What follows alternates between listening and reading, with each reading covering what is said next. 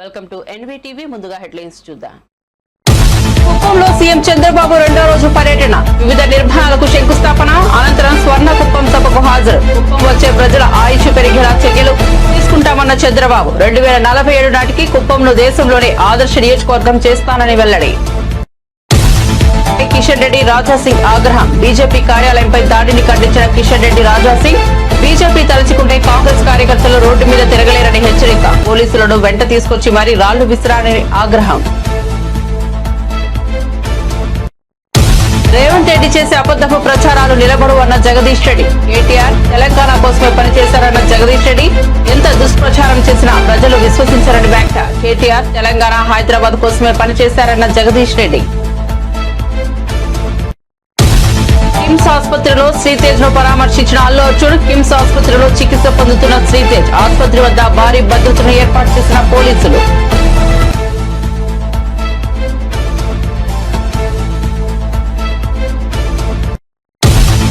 Formula ఈ race car KTR ఇంటి వెలుపల హరీష్ రావు కీలక వ్యాఖ్యలు. తప్పు చేసినట్టుగా హైకోర్టు చెప్పలేదన్న హరీష్ రావు. కేసు విచారణ కొనసాగించడానికి అనుమతి ఇచ్చిందని వ్యాఖ్య. 100 కేసులు పెట్టిన రేవంత్ రెడ్డిని ప్రశ్నిస్తూనే ఉంటామన్న మాజీ మంత్రి. ఇక వార్త వివరాల్లోకి వెళ్తే, సొంత నియోజకవర్గం కుప్పంలో సీఎం చంద్రబాబు పర్యటన రెండో రోజు కూడా కొనసాగింది. కుప్పంలో జరిగిన స్వర్ణ కుప్పం కార్యక్రమంలో సీఎం చంద్రబాబు ప్రసంగించారు. కుప్పంలో పలు నిర్మాణ పనులకు చంద్రబాబు శంకుస్థాపన చేశారు. మదర్ డైరీ, స్పోర్ట్స్ కాంప్లెక్స్ నిర్మాణాల భూమి పూజలో పాల్గొన్నారు. కడా ఇంటిగ్రేటెడ్ కమాండ్ కంట్రోల్ సెంటర్ నిర్మాణానికి కూడా శంకుస్థాపన చేశారు. వివిధ కంపెనీల ప్రతినిధులతోనూ సీఎం చంద్రబాబు సమావేశమయ్యారు. అనంతరం ఏర్పాటు చేసిన స్వర్ణ కుప్పం సభలో చంద్రబాబు ప్రసంగిస్తూ రానున్న 23 ఏళ్లలో కుప్పం భారతదేశంలోనే ఒక ఆదర్శ నియోజకవర్గంలా ఉండాలని అన్నారు. ఎవరన్నా చదువుకోవాలంటే బెంగళూరుకు వెళ్లడం కాదు, కుప్పానికి రావాలి. అలాంటి విద్యా సంస్థలను ఇక్కడికి తీసుకొస్తామని వివరించారు. ఎప్పటికప్పుడు ఇంప్రూవ్మెంట్ అనేది ఉండాలి. కుప్పం నియోజకవర్గం ఎప్పుడు కూడా తెలుగుదేశం పార్టీనే గెలిపించారు. ఇప్పటి వరకు జరిగిన అన్ని అసెంబ్లీ ఎన్నికల్లో తెలుగుదేశం పార్టీనే గెలిపించారు. వేరే సింబల్ తెలియని నియోజకవర్గం ఇది. అదే సమయంలో ఒక మారుమూల ప్రాంతం. దీన్ని ఏ విధంగా అన్ని ప్రాంతాలతో సమానంగా, అవసరమైతే మిన్నగా ఏ విధంగా అభివృద్ధి చేయాలో దానికి ప్రణాళిక తయారు చేశాం. ఈరోజు ఇక్కడ మీకు ప్రజెంటేషన్ చేసింది కానీ, ఇక్కడ చూపించింది కానీ మీరు గుర్తుపెట్టుకోవాల్సింది, ఇది జననాయకుడు అనే పేరుతో ఒక ప్రత్యేకమైన కార్యక్రమానికి శ్రీకారం చుట్టాం. ఎవరైనా సరే ఇక్కడికి వచ్చి నేరుగా చెప్పుకున్నా, వాట్సాప్ గ్రూపుల్లో నేరుగా సెల్ ఫోన్లో మెసేజ్ ఇచ్చినా,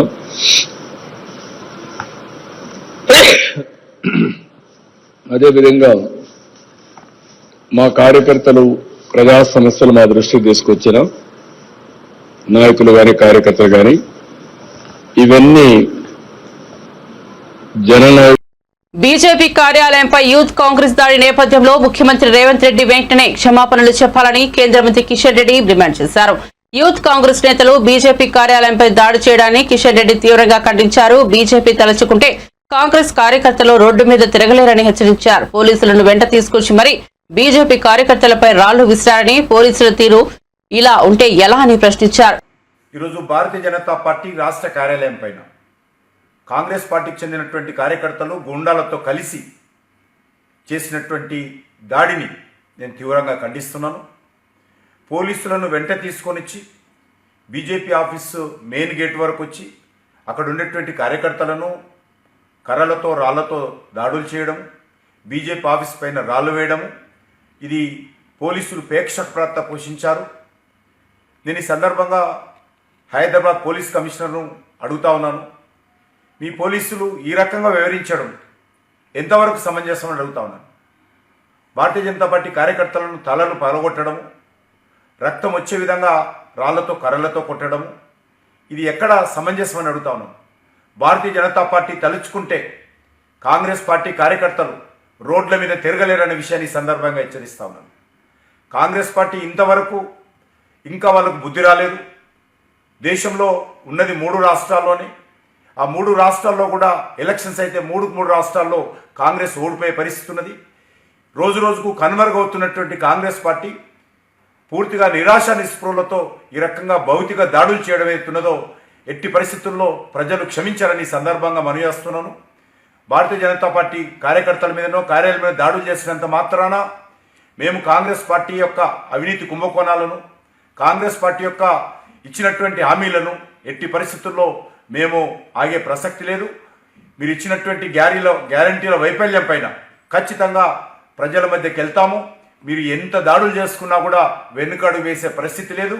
మేము జాతీయ పార్టీగా మేము కొన్ని నియమాలు పెట్టుకున్నాము. ఖచ్చితంగా కార్యాలయం మీద ఈ రకంగా భౌతిక దాడులు చేయకూడదని నిర్ణయించుకున్నాము. మీరు ఈ రకంగానే చేస్తే తప్పనిసరి పరిస్థితుల్లో భారతీయ జనతా పార్టీ కూడా నిర్ణయం తీసుకున్నట్లయితే రాష్ట్రంలో శాంతి భద్రతల పరిస్థితి ఎదురవుతుంది. ఇది ముఖ్యమంత్రి గారు బహిరంగంగా ఈరోజు దీనిపైన సంజాయిషి ఇవ్వాల్సిందిగా నేను డిమాండ్ చేస్తా ఉన్నాను. కేటీఆర్ పై సీఎం రేవంత్ రెడ్డి చేసే అబద్ధపు ప్రచారాలు నిలబడవని, తమ పార్టీ నేతపై ఎంత దుష్ప్రచారం చేసినా ప్రజలు విశ్వసించారని బీఆర్ఎస్ నేత మాజీ మంత్రి జగదీష్ రెడ్డి అన్నారు. హైదరాబాద్ లోని పార్టీ కార్యాలయంలో ఏర్పాటు చేసిన మీడియా సమావేశంలో మాట్లాడుతూ కేటీఆర్ తెలంగాణ కోసమే పనిచేశారన్నారు. హైదరాబాద్ ను ప్రపంచ స్థాయి నగరాలతో పోటీ పడేలా తయారు చేసేందుకు బ్రాండ్ ఇమేజ్ పెంచేందుకు కృషి చేశారన్నారు. ప్రపంచంలోనే అత్యంత నివాస యోగ్యమైన నగరాల్లో హైదరాబాద్ ను ముందు నిలబెట్టేందుకు కేటీఆర్ ఎంతో కృషి చేశారన్నారు. తమపై కాంగ్రెస్ కక్ష సాధింపు చర్యలకు పాల్పడితే బీఆర్ఎస్ మరింత బలపడుతోందన్నారు.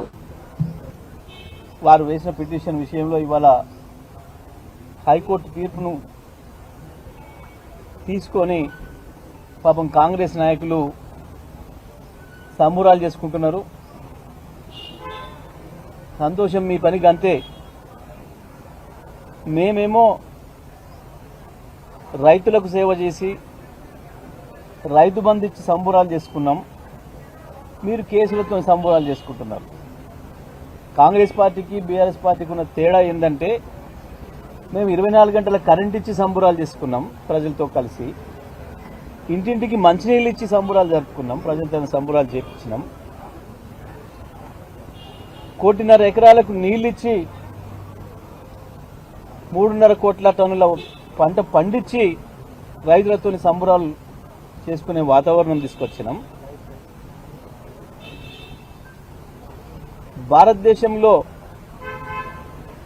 వ్యవసాయ రంగంతో పాటు అనేక రంగాల్ని నెంబర్ 1గా చేసి ఈ రాష్ట్రం తలెత్తుకొని నిలబడే విధంగా, నేను తెలంగాణ పౌరుని అని చెప్పి గర్వపడే విధంగా కేసీఆర్ గారి నాయకత్వంలో ఈ రాష్ట్రాన్ని తయారు చేసి ప్రతి తెలంగాణ బిడ్డ సంబురాలు జరుపుకునే వాతావరణాన్ని మేము సృష్టించినాం.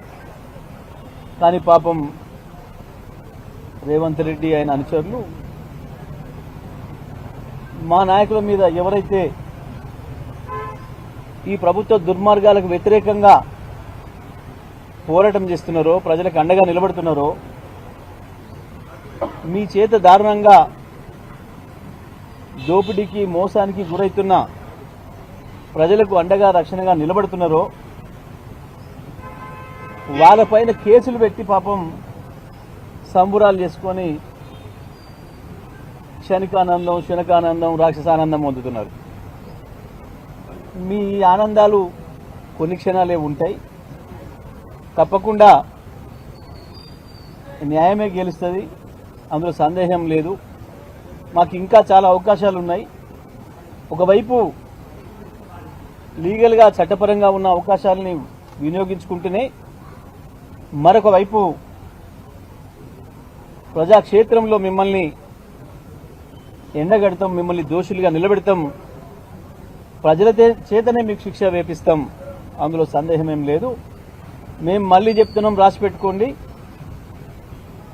ఈ ఫార్ములా కేసులో తప్పకుండా రేవంత్ రెడ్డి శిక్షకు గురవుతాడు. తెలంగాణ బీజేపీ కార్యాలయంపై కాంగ్రెస్ గూండాల దాడిని తీవ్రంగా ఖండిస్తున్నట్లు ఎమ్మెల్యే రాజాసింగ్ ప్రకటించారు. ప్రస్తుతం కేరళ అయ్యప్ప స్వామి దర్శనానికి వెళ్లిన రాజాసింగ్ వార్తల్లో బీజేపీ కార్యాలయంపై దాడి వార్తలను చూసి ట్విట్టర్ వేదికగా ఓ వీడియో విడుదల చేశారు. అందులో ఎమ్మెల్యే రాజాసింగ్ మాట్లాడుతూ ఇటువంటి హింసాత్మక చర్యలు ప్రజాస్వామ్య సమాజంలో ఆమోదయోగ్యం కాదని, కాంగ్రెస్ నాయకత్వం యొక్క నిరాశను ఎత్తి చూపుతున్నాయని అన్నారు. ఈ సిగ్గుమాలిన ఘటనపై సీఎం రేవంత్ రెడ్డి బేషరతుగా క్షమాపణలు చెప్పాలని డిమాండ్ చేశారు. मैं मुख्यमंत्री रेवंत रेड्डी से पूछना चाहता हूं, क्या यही है तुम्हारी कांग्रेस? क्या यही है?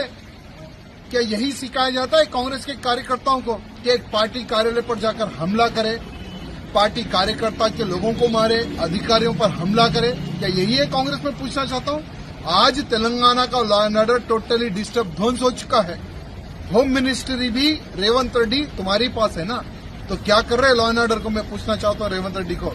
मैं रेवंत रेड्डी को सीरियसली एक ही बात कहना चाहूंगा, तुरंत माफी मांगे, भारतीय जनता पार्टी के कार्यकर्ताओं से, अधिकारियों से माफी मांगे। हम भी अगर चाहे तो कांग्रेस ऑफिस को जला सकते हैं, ध्वंस कर सकते हैं, बुलडोजर चढ़ा सकते हैं। ఫార్ములా ఈ కార్ రేస్ కార్ కేసులో కేటీఆర్ దాఖలు చేసిన క్వాష్ పిటిషన్ను తెలంగాణ హైకోర్టు కొట్టివేసిన నేపథ్యంలో మాజీ మంత్రి బీఆర్ఎస్ సీనియర్ నేత హరీష్ రావు కీలక వ్యాఖ్యలు చేశారు.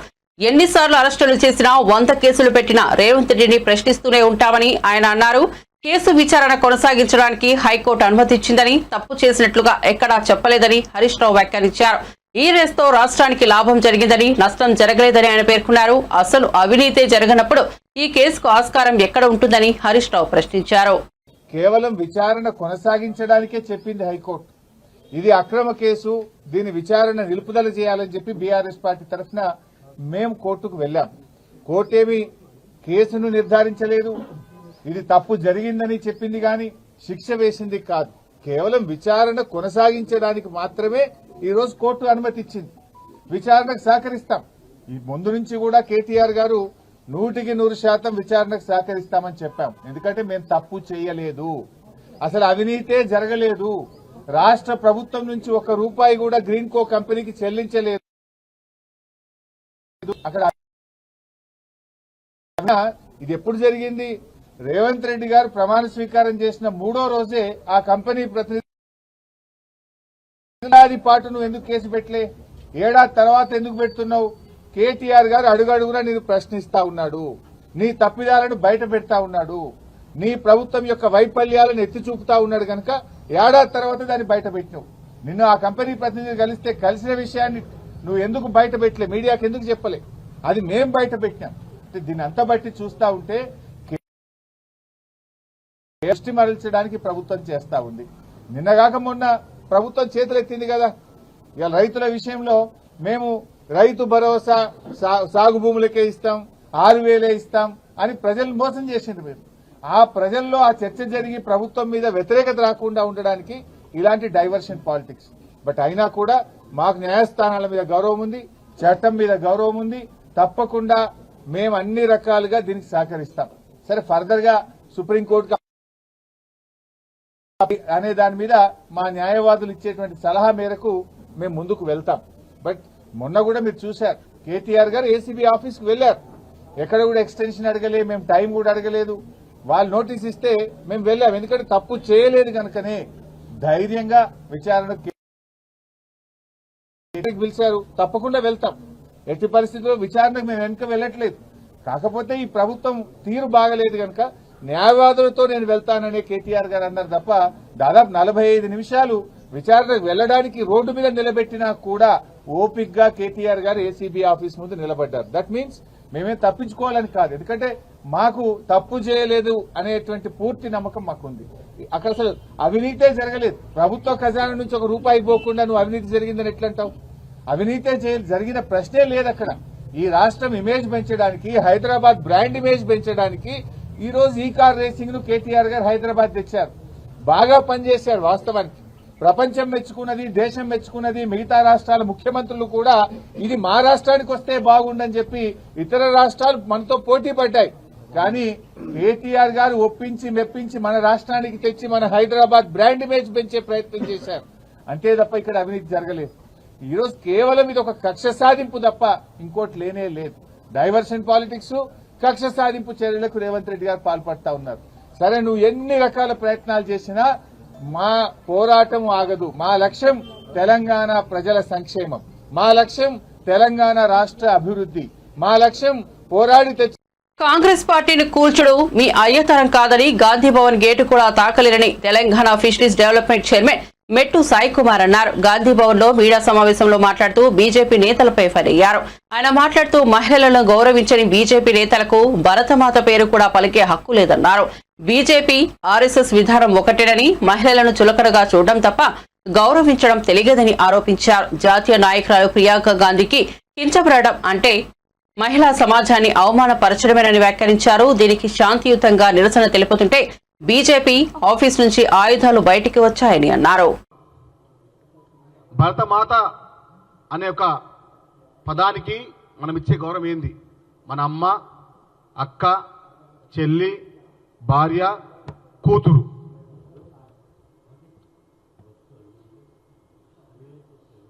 అర్థం చేసుకోవచ్చు. భరతమాత అంటే అక్క, అమ్మ, చెల్లి, బిడ్డే. అంటే మహిళలను కూడా గౌరవించని వీళ్ళు భరతమాత అనే పదాన్ని కూడా పలకడికి అర్హులు కానే కాదు. ఎన్నిసార్లు చూసినా కూడా ఆర్ఎస్ఎస్ విధానం, బీజేపీ విధానం ఒక్కటే, మహిళలని చులకన చూడడం తప్ప వారు ఏ కోశాన కూడా మహిళలను గౌరవపరచరు. మీరు మీ రాజకీయాన్ని చేసుకోండి, కానీ ఒక జాతీయ నాయకురాలు, భారతదేశంలో పేరుగాంచి ఒక నాయకురాల్ని ఈ విధంగా మీరు కించపరిచి మాట్లాడమంటే మహిళా సమాజాన్ని అగౌరవపరచడమే. దీని పక్షాన కాంగ్రెస్ పార్టీ, యువజన కాంగ్రెస్ నాయకులు ధర్నా చేస్తుంటే బీజేపీ పార్టీ ఆఫీస్ నుంచి బయటికి రాళ్ళు, కట్టెలు వస్తాయి. ఏ విధంగా వస్తాయి? ఒక పార్టీ ఆఫీసులో ఏముంటాయి? రాళ్ళు ఉంటాయా? కట్టెలుంటాయా? చెప్పండి. ప్రజాస్వామ్యయుతంగా, ప్రజాస్వామ్యబద్ధంగా ధర్నా చేసే హక్కు అందరికీ ఉంటుంది. కానీ మీరు రౌడీజం చేస్తే, మీరు రాజకీయం చేస్తే, రౌడీ రాజకీయం చేస్తే చూసుకొని ఊరుకోవాలా? చెప్పండి. ఇంకొంతమంది అంటారు కాంగ్రెస్ పార్టీ తీస్తాం. మీ అయ్యే తరం కాదు. ఎవరు ఎమ్మెల్యే అన్నారంట, కాంగ్రెస్ పార్టీ అన్నారంట కూలుస్తాను. మీ అయ్యే తరం కాదు. తుమ్హారా బాప్ సే భీ नहीं होता. तुम कौन से खेत के अमूल हमारे नहीं मालूम क्या? बहुत చెంచా आए गए अब तक गांधी भवन के सामने से. ఇలాంటి చిన్న చిన్న కుక్కలు వచ్చిపోయినాయి. గాంధీ భవన్ గేటు తాకలేదు ఇంతవరకు. రాజాసింగ్ లాంటి పిచ్చి కుక్కల్ని ఎట్లా ధర్మాలో మాకు తెలుసు. కాంగ్రెస్ పార్టీ గోడ ఇటుకలను ముట్టుకోలేవు నువ్వు. పేల్చుడిని కళ, కూల్చుడిని కళ. గాంధీ భవన్ యొక్క ఇటుకను ముట్టుకోలేవు. కాంగ్రెస్ పార్టీ నాయకులు, సైనికులు సిద్ధంగా ఉన్నారు. ప్రజాస్వామ్యుతంగా చేసాం ధర్నా. ఏ విధంగా కాంగ్రెస్ కార్యకర్తలను అరెస్ట్ చేసే ముందు బీజేపీ నేత రమేష్ పై ఎలాంటి చర్యలు తీసుకున్నారో చెప్పాలని టీపీసీసీ ప్రధాన కార్యదర్శి అద్దంకి దయాకర్ ప్రశ్నించారు.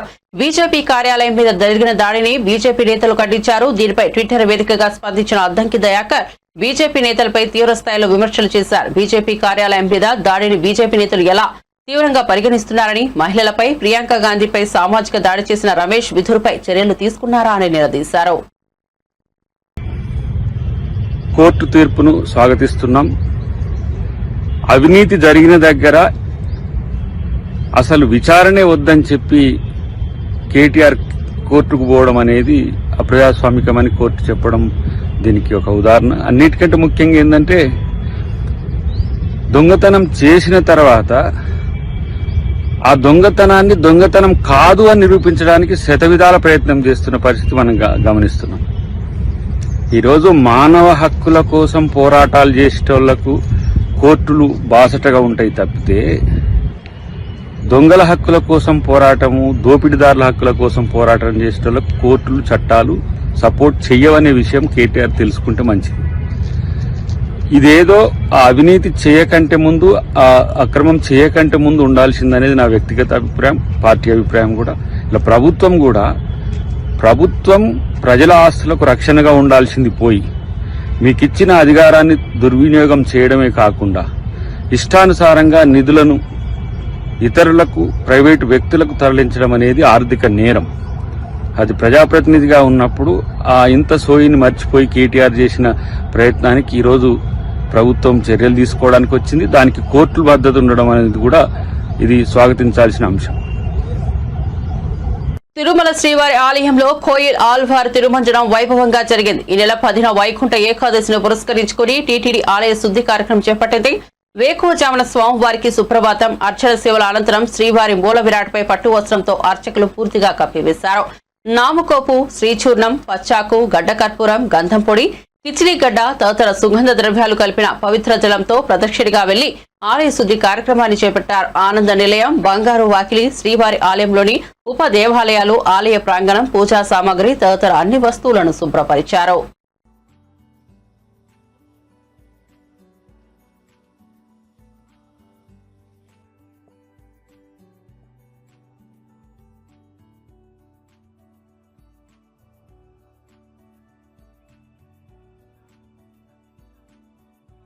ఉదయం 6:45 ఆలయ శుద్ధి కార్యక్రమం మొదలుపెట్టాం.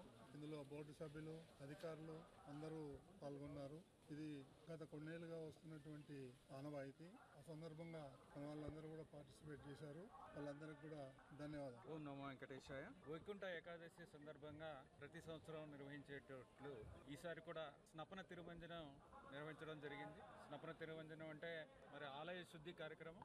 సంవత్సరంలో 4 సార్లు ఈ కార్యక్రమం చేస్తాము. ఈ కార్యక్రమంలో ఆలయం ప్రాంగణం అంతా గోడలు, పైకప్పు, ఆలయంలో ఉన్న దేవతామూర్తులు, పూజా సామాగ్రి అంతా కూడా నీళ్లతో శుద్ధి చేసి దాని తర్వాత పరిమళ ద్రవ్యాలతో ప్రోక్షణ చేయడం జరుగుతుంది. ఈ కార్యక్రమం అయిన తర్వాత మూలమూర్తికి ప్రత్యేక పూజలు ఆగమోక్తంగా నిర్వహించడం జరుగుతుంది. ఈ కార్యక్రమం ప్రతి సంవత్సరం కూడా వైకుంఠ ఏకాదశి సందర్భంగా ఒకసారి చేయడం జరుగుతుంది. సంధ్యా థియేటర్ తొక్కిసలాట్ లో తీవ్రంగా గాయపడి సికింద్రాబాద్ కిమ్స్ ఆసుపత్రిలో చికిత్స పొందుతున్న శ్రీతేజ్ ను సినీ నటుడు అల్లు అర్జున్ పరామర్శించారు. కాసేపటి క్రితం ఆయన కిమ్స్ ఆసుపత్రికి వెళ్లారు. అల్లు అర్జున్ రాకముందే అక్కడకు సినీ నిర్మాత దిల్ రాజు చేరుకున్నారు. అల్లు అర్జున్ రాక నేపథ్యంలో ఆసుపత్రి వద్ద పోలీసులు భారీ బందోబస్తును ఏర్పాటు చేశారు. పెద్ద ఎత్తున అభిమానులు వచ్చే అవకాశం ఉండటంతో పోలీసులు ముందు జాగ్రత్త చర్యలు తీసుకున్నారు. సంధ్యా థియేటర్ వద్ద తొక్కిసలాట్ లో శ్రీతేజ్ తల్లి రేవతి మృతి చెందిన సంగతి తెలిసిందే. బాధిత కుటుంబానికి పలువురు సినీ ప్రముఖులు ఆర్థిక సాయం అందించారు. అల్లు అర్జున్ కూడా తన వంతు సాయం అందించారు.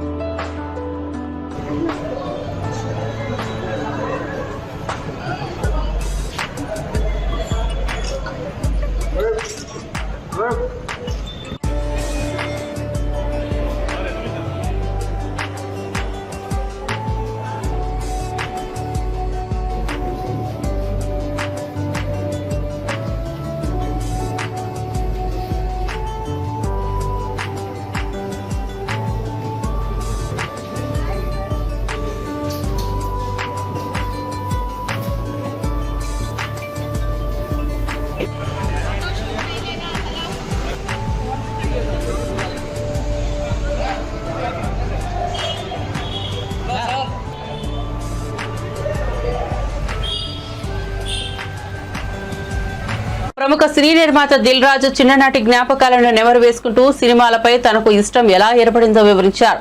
సంక్రాంతికి వస్తున్న మూవీ ట్రైలర్ ఈవెంట్ ను సోమవారం నిజామాబాద్ కలెక్టరేట్ గ్రౌండ్ లో వేడుకగా నిర్వహించారు. ట్రైలర్ ను super star Mahesh Babu launch చేశారు. ఈ వేదికపై హీరో వెంకటేష్ డాన్స్ తో సందడి చేసి అభిమానులను ఉత్తేజపరిచారు. ఈ సందర్భంగా దిల్ రాజు మాట్లాడుతూ నిజామాబాద్ లో తన చిన్ననాటి జ్ఞాపకాలను నెమరు వేసుకున్నారు. ఇక్కడ పిక్చర్ ప్యాలెస్ లో, విజయ్ థియేటర్ లో, లలితామహల్లో, రాజారాజేంద్ర థియేటర్ లో, నటరాజ్ థియేటర్లో రూపాయి చారన టికెట్లో సైకిల్ మీద వెళ్ళి నేను శిరీష్ సినిమాలు చూసేవాళ్ళం 1980s. అలా సినిమాల మీద ఇష్టం పెరిగి సినిమా ఫీల్డ్లోకి వస్తామని కూడా మాకు తెలియదు, కానీ ఆ ఇష్టం ప్రతి సినిమాలు చూడాలని. ఇక్కడ నాగేశ్వరరావు ఉన్నారు, పిక్చర్ ప్యాలెస్లో మాకు రూపాయి చారన టికెట్ ఇచ్చి కూర్చోబెట్టేవాడు. తర్వాత లలితామహల్ థియేటర్లో రూపాయిన్నర టికెట్ వెనకాల లైన్ ఉండేది. అప్పుడు మా దగ్గర 5 రూపాయలు తీసుకొని వస్తే సినిమా చూసిపోవాలి ఇద్దరం. మధ్య ఇంటర్వెల్లో 50 పైసలు పెట్టి పాప్కార్న్ కొనుక్కోవాలి 5 రూపీస్లో. చాలా సినిమాలు చూస్తూ ఎదుగుతూ ఈరోజు అదే నిజామాబాద్లో మా 58వ సినిమా ఈవెంట్ చేయడం అనేది చాలా గర్వంగా ఉంది. దానికి చాలామంది దర్శకులు, చాలామంది హీరోలు, సో హోల్ ఎంతో సపోర్ట్ చేస్తే మేము ఈరోజు ఈ పొజిషన్లో ఉన్నాము. సో ఈరోజు ఈ సంక్రాంతికి వస్తున్నాం.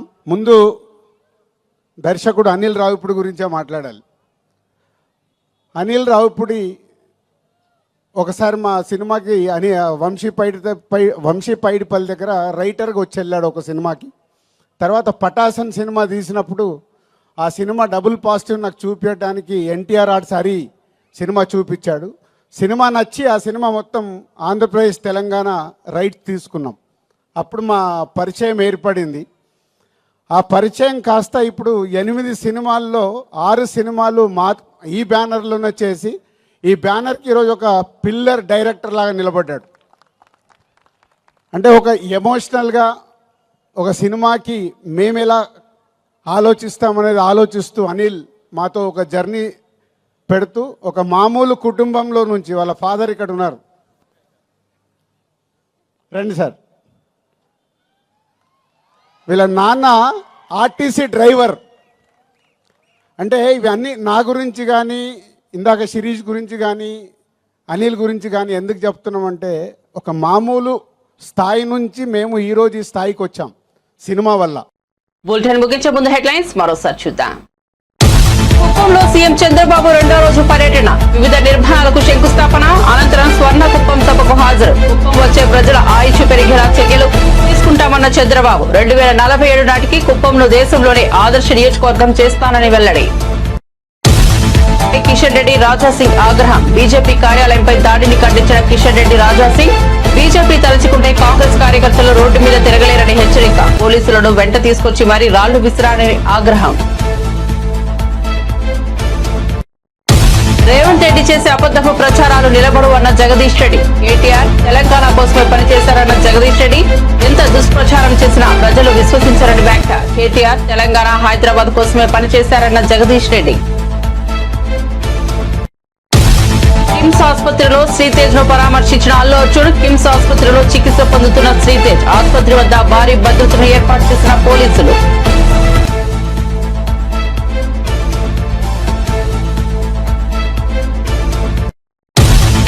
వారంలా ఈ రేస్ కార్ కేటీఆర్ ఇంటి వెలుపల హరీష్ రావు కీలక వ్యాఖ్యలు. తప్పు చేసినట్టుగా హైకోర్టు చెప్పలేదన్న హరీష్ రావు. కేసు విచారణ కొనసాగించడానికి అనుమతి ఇచ్చిందని వ్యాఖ్య. 100 కేసులు పెట్టిన రేవంత్ రెడ్డిని ప్రశ్నిస్తూనే ఉంటామన్న మాజీ మంత్రి. మరిన్ని అప్డేట్స్ కోసం చూస్తూనే ఉండండి NVTV.